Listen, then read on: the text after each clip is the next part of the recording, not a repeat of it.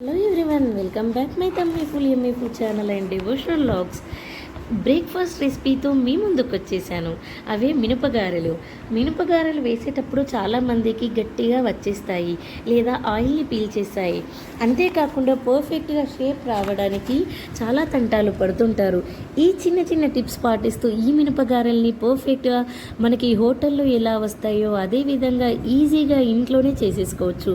ఈ మినపగారెలు లోపల సాఫ్ట్గా స్పాంజీలా పైన క్రిస్పీగా ఎంతో టేస్టీగా ఉంటాయంటే తినే కొద్దీ ఇంకా తినాలనిపించేస్తుంది. ఈ మినపగారెల్ని ఫస్ట్ ఒక కప్పు మినప్పప్పుని తీసుకొని ఒక 2-3 టైమ్స్ కడిగి ఒక 4 to 6 అవర్స్ నానబెట్టుకోవాలండి. తర్వాత మనం పేస్ట్ లాగా రుబ్బుకోవాలి. లైట్గా వాటర్ అండి, ఎక్కువగా వాటర్ వేసుకోవద్దు.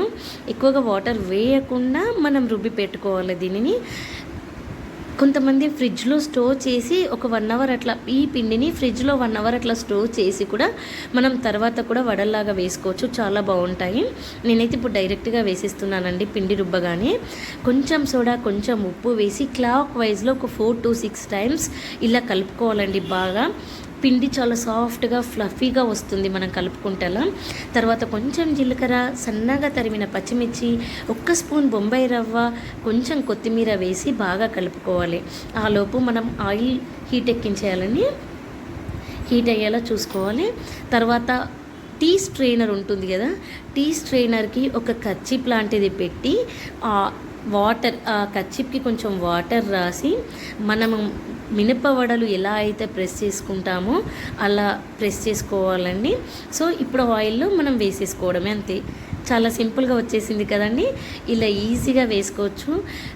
మినపగారెలు ఫస్ట్ టైం వేసుకునే వాళ్ళు కూడా చాలా ఈజీగా వేసుకోవచ్చు. నేను చెప్పిన పద్ధతిలో మీడియం ఫ్లేమ్లో పెట్టి ఫ్రై చేసుకోవాలండి. హైగా పెట్టొద్దు, లోగా కూడా పెట్టొద్దు. అది ఫస్ట్ పద్ధతి. ఇంకొక పద్ధతి కూడా చూపించబోతున్నానండి.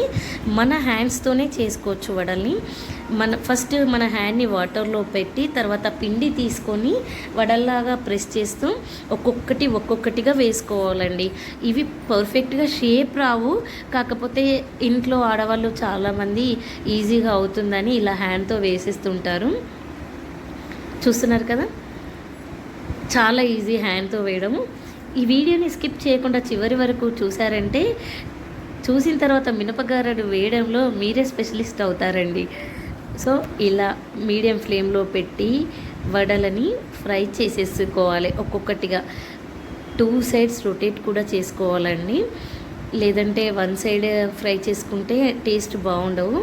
దీనికి అల్లం చట్నీ కానీ పల్లీ చట్నీ కానీ పెట్టుకొని తింటే తమ్మి ఫుల్ అవ్వాల్సిందే అండి. ఇంకా అంతే సింపుల్, చాలా సింపుల్గా బ్రేక్ఫాస్ట్ మినపవడలు ఇంట్లోనే ఈజీగా హోటల్ స్టైల్లో రెడీ చేసుకోవచ్చు. చాలా పర్ఫెక్ట్గా వస్తాయండి. ఈ వీడియో కనుక నచ్చినట్లయితే లైక్ చేయండి, సబ్స్క్రైబ్ చేయండి. చూసారు కదా, కొంచెం కూడా ఆయిల్ పట్టలేదు. చాలా టేస్టీగా ఉందండి. నేను తిన్నాకనే మీకు ఈ వీడియోని పెడుతున్నాను. నాకైతే చాలా నచ్చేసాయి, మీకు కూడా నచ్చుతాయి అనుకుంటాను. సో ఈ వీడియో కనుక నచ్చినట్లయితే లైక్ చేయండి, షేర్ చేయండి, సబ్స్క్రైబ్ చేయండి. మరిన్ని వీడియోలతో మీ ముందు ఉంటాను. Bye bye.